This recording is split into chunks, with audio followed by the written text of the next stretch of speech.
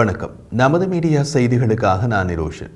இந்திய கடற்படையின் கிழக்கு கட்டளை தளத்தின் கப்பல்களை தென்சீன கடலுக்கு அனுப்பும் நடவடிக்கையின் ஒரு பகுதியாக இந்திய கடற்படை கப்பல்களான ஐஎன்எஸ் டெல்லி, ஐஎன்எஸ் சக்தி, ஐஎன்எஸ் கில்தான் ஆகியவை பிலிப்பீன்ஸின் மணிலாவுக்கான தங்கள் பயணங்களை நிறைவு செய்தன. பிலிப்பீன்ஸுடனான இந்தியாவின் வலுவான உறவுகளையும் கூட்டாண்மையை மேலும் ஆழப்படுத்துவதற்கான அதன் அர்ப்பணிப்பையும் இந்த பயணம் நிரூபித்தது என்று பாதுகாப்பு அமைச்சு செய்திக்குறிப்பில் தெரிவித்துள்ளது. தென்சீன கடலில் 95% பகுதிகளை சீனா உரிமை கோருகிறது. சீனாவின் அனுமதியின்றி வெளிநாட்டு கப்பல்கள் அந்த கடல் பகுதிக்கு வரக்கூடாது என்றும் பல தடவைகள் எச்சரித்துள்ளது. அந்த எச்சரிக்கையை உதாசீனம் செய்துவிட்டு இந்திய கடற்படை 3 கப்பல்களை தென்சீன கடல் பகுதிக்கு அனுப்பி வைத்துள்ளது. அந்த பயணத்தில் இந்திய கடற்படையின் கப்பல்கள் அந்த பகுதியில் உள்ள நட்பு நாடுகளின் கடற்படை கப்பல்களோடு இணைந்து கூட்டு கடற்பயிற்சியிலும் ஈடுபட்டன. இந்திய கடற்படை கப்பல்களின் பிலிப்பீன்ஸ் துறைமுக அழைப்பில் இந்திய கடற்படை மற்றும் பிலிப்பீன்ஸ் கடற்படையின் பணியாளர்களிடையே பொருள் நிபுணர் பரிமாற்றம், SMEE, விளையாட்டு சாதனங்கள், கிராஸ்டெக் வருகைகள், கலாச்சார பரிமாற்றங்கள் மற்றும் கூட்டு சமூக நலத்திட்டங்கள் ஆகியவை அடங்கும்.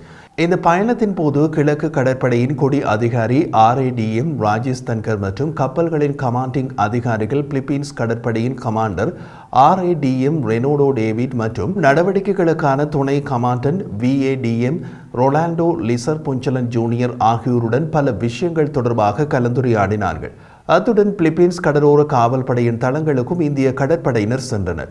இந்தியா மற்றும் பிலிப்பீன்ஸ் கடற்படைகளுக்கிடையே கடற்படை ஒத்துழைப்பை மேம்படுத்தல் மற்றும் இயங்குதன்மை பற்றிய விவாதங்களுக்கு இந்த பயணம் வாய்ப்பளித்தது.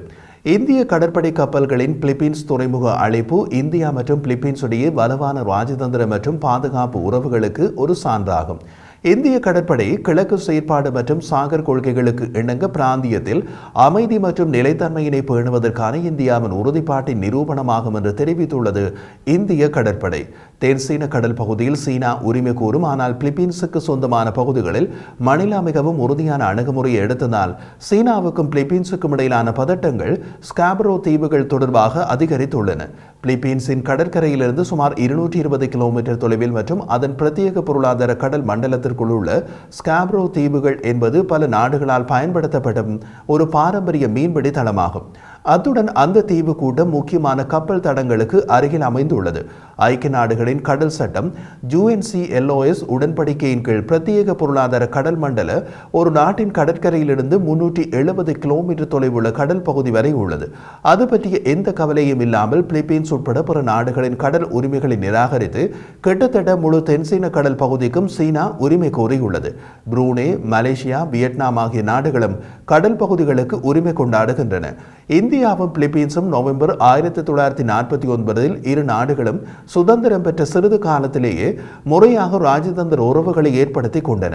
இரு நாடுகளுக்கும் இடையிலான உறவுகள் சுமூகமாகவும் சீராகவும் உள்ளது.